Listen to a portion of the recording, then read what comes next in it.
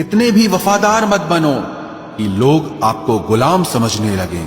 हद उसके लिए पार करना जो तुम्हारे लिए बेहद हो। सारी जिंदगी अच्छा करके भी चंद पलों की गलती हमें बुरा बना देती है। बोलने तक का ढंग बदल लेते हैं लोग, मोड़ मुड़ते ही संग बदल लेते हैं लोग।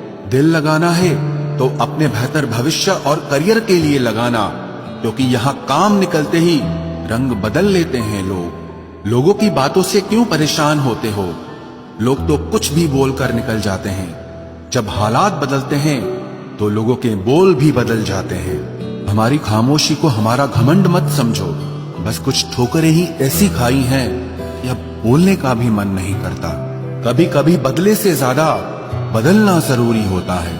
बुरा तो तब लगता है जब हम सारी दुनिया को पीछे छोड़कर सिर्फ एक ही इंसान से बात करना चाहते हों और वो इंसान ही हमें इग्नोर करने लगता है। मुश्किल वक्त में आराम करना आपके लिए और ज्यादा मुश्किलें खड़ी कर देता है।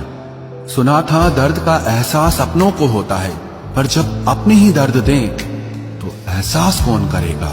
तुझे खोकर मैंने जाना कि तुझे पाने वाला हर शख्स पछताएगा। अगर कोई अपना हो तो आईने जैसा हो, जो हंसे तो साथ और रोए तो साथ।